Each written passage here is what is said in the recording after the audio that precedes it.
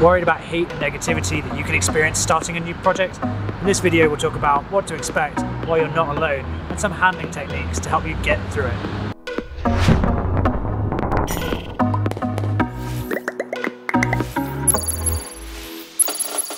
Welcome to Career Ending Opportunities, where each week we look at ways to change career and find personal and financial fulfillment in everything we do. So if you're new here, consider subscribing.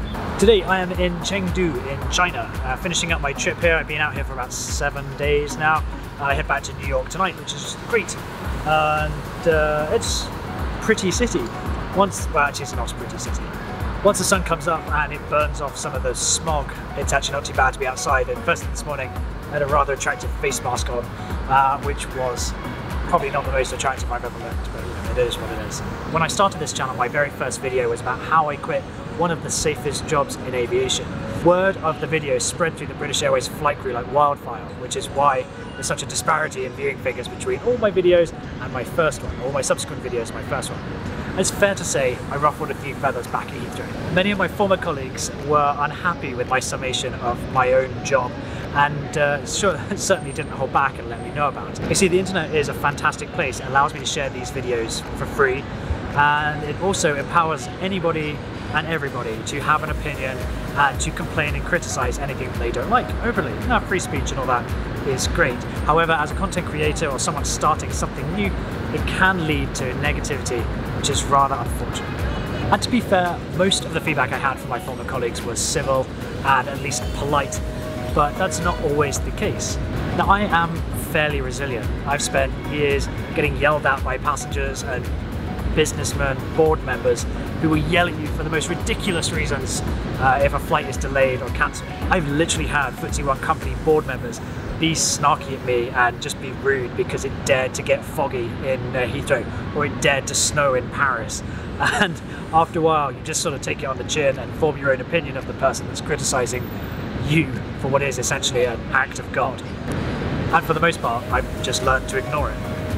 But becoming a programmer and a YouTube content creator has been an eye-opener. Whether it's a bad review, a snarky DM, or offensive email, it hurts a bit more when the critique is of something that is entirely yours, something that you're entirely responsible for. I'm not responsible for fog.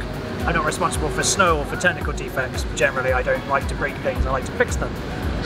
But when I'm building products and apps and services and making content like this, it's all on me. So, you know, the negative feedback does cut slightly deeper. Right, middle of the afternoon, I think my lungs have had it with the local air here, so I'm gonna put my mask on and walk back to the hotel.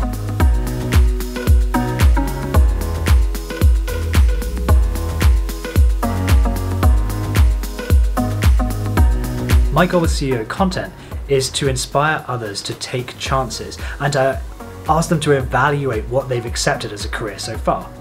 It's not to piss anybody off. In that first video, I went out of my way to not insult British Airways, any of its employees, or any practices that they have or do.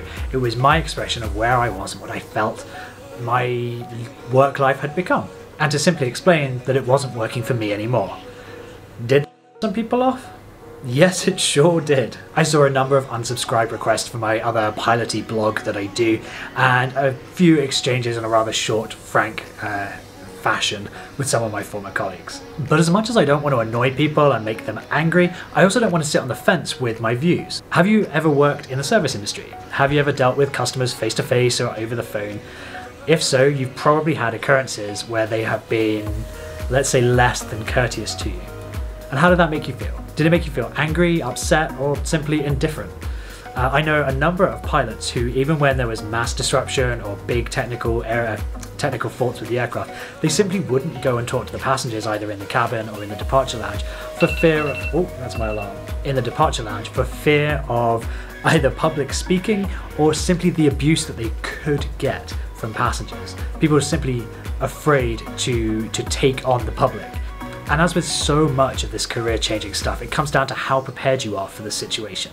I mean, what is the worst that could reasonably happen to you? Someone could say something nasty or perhaps try to ridicule you. Ultimately, that's about as bad as it gets.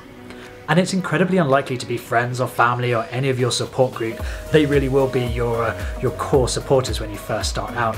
it's very likely that anyone that is a hater will be someone that you have never heard of, never met, and probably never will meet.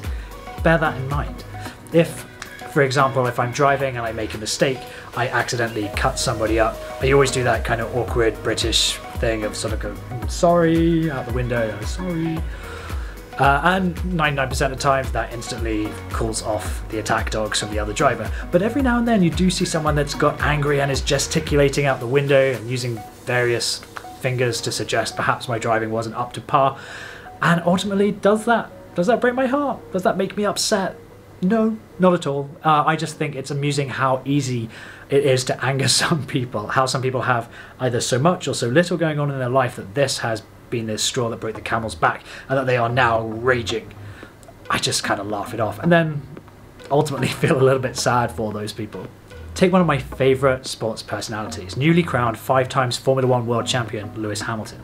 Back in 2008, his rookie season, he was in testing in Spain and you had people turn up dressed in full blackface suggesting they were part of Hamilton's family and just generally being racist.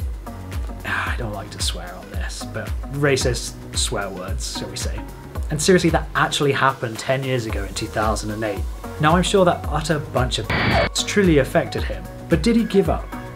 Of course not. He's 5 times world champion. He went out of his way to show them how good he was and prove himself to the world of Formula 1, or at least motorsports fans. That very year he came second in the Drivers' Championship as his rookie year in the sport. His determination and perseverance in the face of adversity continues to inspire me and helps me realise that whatever I'm going through, it's really not that bad. So comment below if there's anyone out there that inspires you to keep going when you see signs of hate from people that are responding to either your products or your services or even your ideas of starting something new. If sports personalities, actors or comedians gave up when they faced negativity and haters, there simply would be no professional sportsmen or women or actors or comedians. It's as simple as that.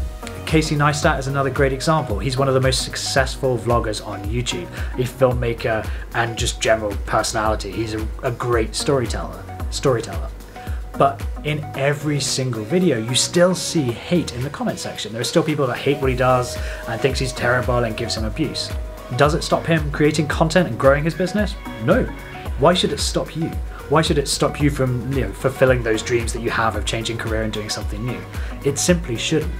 I know it's easy to say just ignore it and just forget it, but that really is the key. Much like imposter syndrome, which we discussed in this video, it really is easiest if you can let it go, but it's also not the easiest thing to do. And my favourite way to handle these people is to simply kill them with kindness. I know it's a cliche, but it certainly feels good responding with positivity and either seeing that person reveal either some insecurities within themselves or within the decisions that they've made, or simply see them move on to their next target and realise that they didn't really hate you, they just had hate that they needed to share. In summary, there are always going to be people out there spreading hate. And I hope you can treat it as the nonsense it really is and continue charging towards your goals. Every week I tackle a problem related to changing careers and finding fulfillment in everything we do professionally and personally. So if you found this video useful or perhaps even maybe entertaining, please consider subscribing. And if you are subscribed, consider hitting the notification bell so that you get a little push notification every Tuesday afternoon or Wednesday morning if I'm in China to let you know that the newest video has been released. This has been Career Ending Opportunities. I'm Simon Knapp. I hope to talk to you again very soon. Bye bye. Oh yeah, I've also got to head back to New York, so there might be some footage of heading back to New York. I'm trying to work out when to fall asleep. My flight leaves at 10 p.m, which is 10 a.m. in New York. 10 p.m. China, 10 a.m. New York.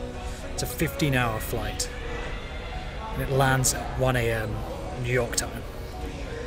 I cannot work out when to sleep.